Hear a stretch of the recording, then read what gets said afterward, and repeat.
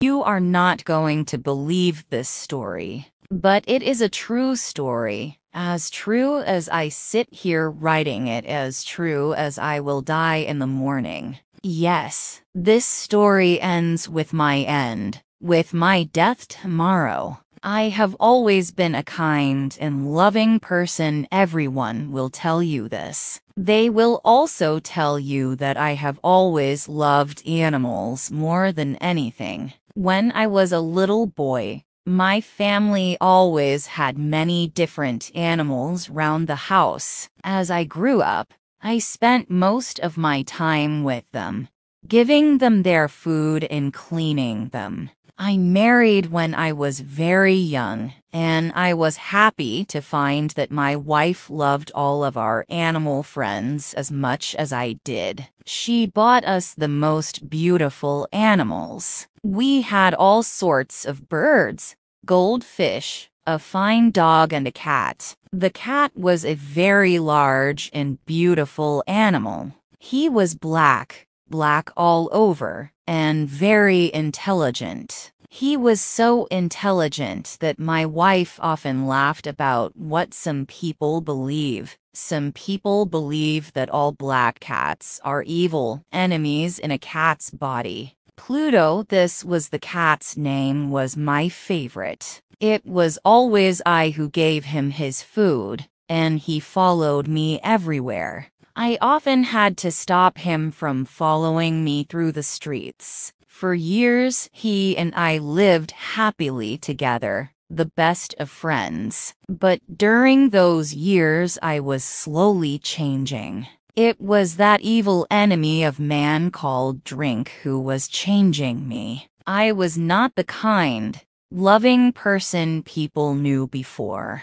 I grew more and more selfish. I was often suddenly angry about unimportant things. I began to use bad language, most of all with my wife. I even hit her sometimes. And by that time, of course, I was often doing horrible things to our animals. I hit all of them, but never Pluto. But my illness was getting worse. Oh yes, drink is an illness. Soon I began to hurt my dear Pluto too. I remember that night very well. I came home late, full of drink again. I could not understand why Pluto was not pleased to see me. The cat was staying away from me. My Pluto did not want to come near me. I caught him and picked him up, holding him strongly.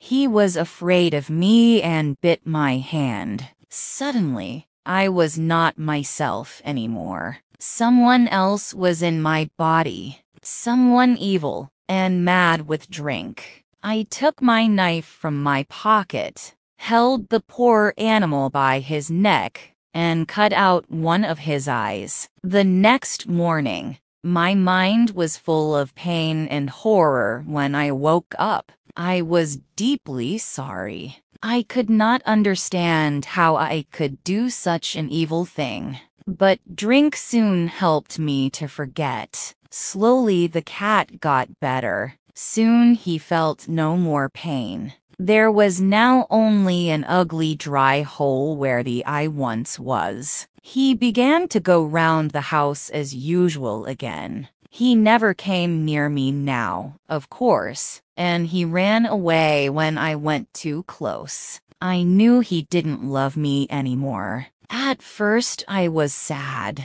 Then, slowly, I started to feel angry, and I did another terrible thing.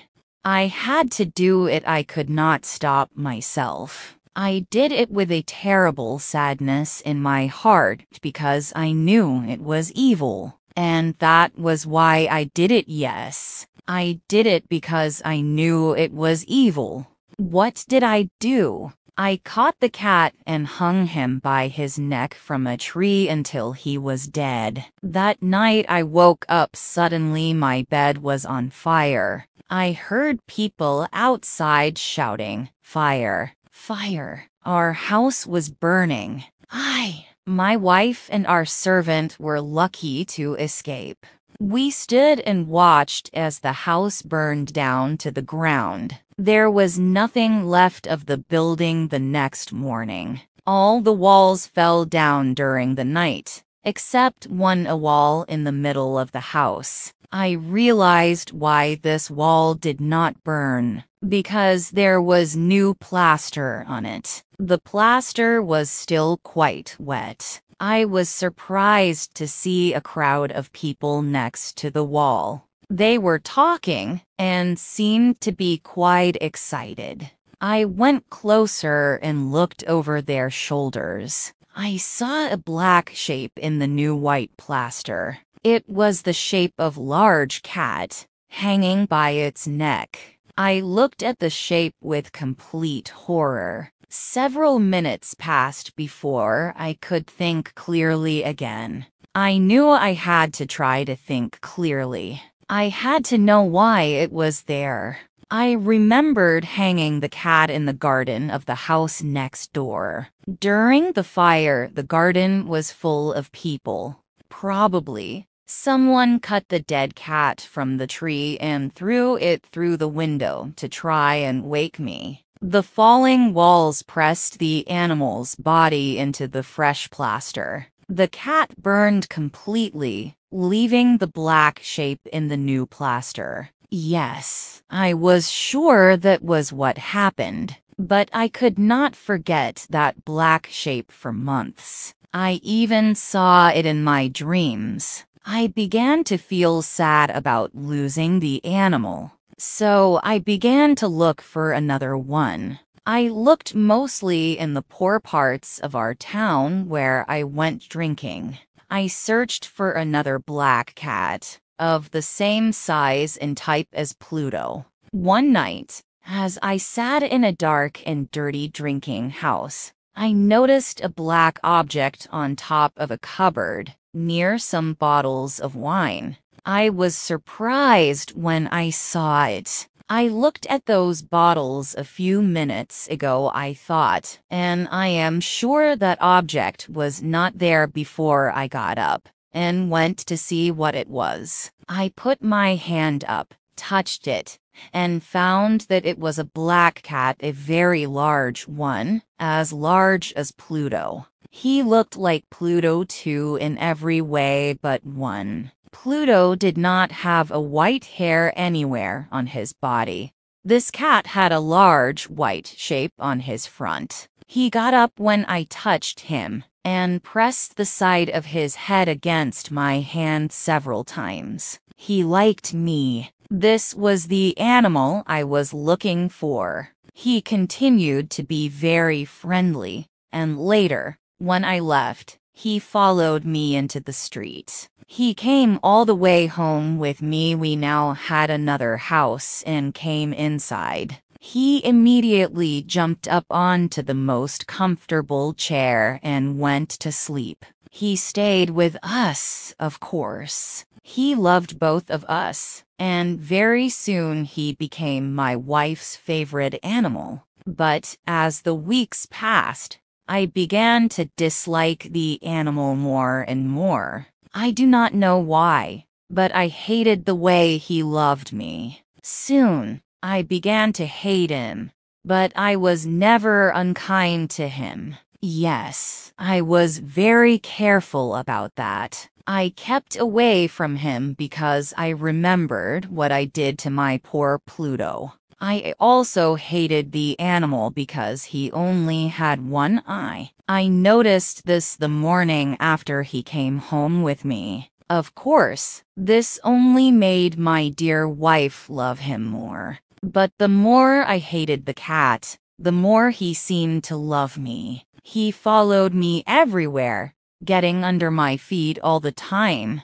When I sat down, he always sat under my chair. Often he tried to jump up on my knees. I wanted to murder him when he did this, but I did not. I stopped myself because I remembered Pluto, but also because I was afraid of the animal. How can I explain this fear? It was not really a fear of something evil. But then how else can I possibly describe it? Slowly, this strange fear grew into horror. Yes, horror. If I tell you why, you will not believe me. You will think I am mad. Several times, my wife took the cat and showed me the white shape on his chest. She said the shape was slowly changing. For a long time, I did not believe her, but slowly, after many weeks, I began to see that she was right. The shape was changing. Its sides were becoming straighter and straighter. It was beginning to look more and more like an object. After a few more weeks, I saw what the shape was. It was impossible not to see. There, on his front, was the shape of an object. I am almost too afraid to name it there. On the cat's front was the shape of that terrible machine of pain and death, the gallows. It was that terrible machine of pain and death, yes, the gallows. I no longer knew the meaning of happiness or rest.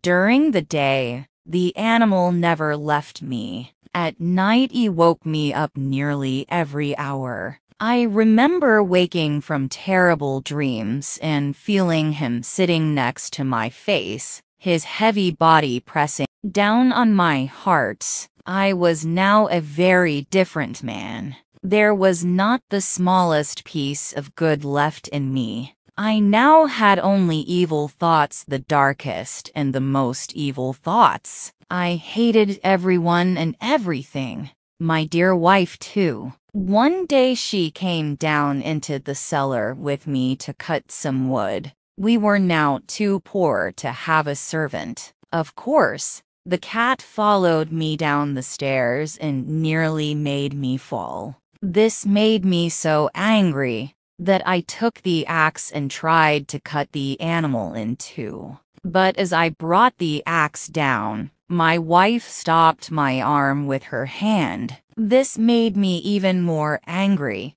and I pulled her hand away from my wrist, lifted the tool again, brought it down hard, and buried it in the top of her head. I had to hide the body. I knew I could not take it out of the house. The neighbors noticed everything. I thought of cutting it into pieces and burning it. I thought of burying it in the floor of the cellar. I thought of throwing it into the river at the end of the garden. I thought of putting it into a wooden box and taking it out of the house that way. In the end, I decided to hide the body in one of the walls of the cellar. It was quite an old building near the river, so the walls of the cellar were quite wet, and the plaster was soft. There was new plaster on one of the walls, and I knew that underneath it the wall was not very strong.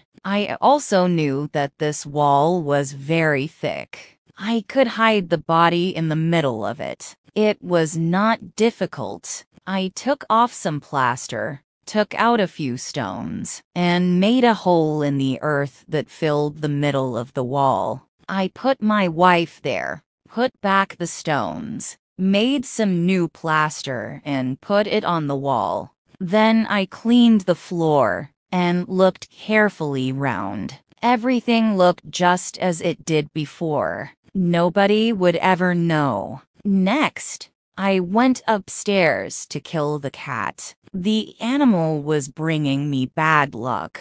I had to kill it. I searched everywhere, but I could not find him. I was sure it was because of my wife's murder. He was too clever to come near me now. I waited all evening, but I did not see the evil animal. He did not come back during the night either. And so, for the first time in a long time, I slept well. When I woke up the next morning, I was surprised to see that the cat still was not there. 2-3 days passed, and there was still no cat. I cannot tell you how happy I began to feel. I felt so much better without the cat. Yes, it was he who brought me all my unhappiness. And now, without him, I began to feel like a free man again. It was wonderful. No more cat. Never again.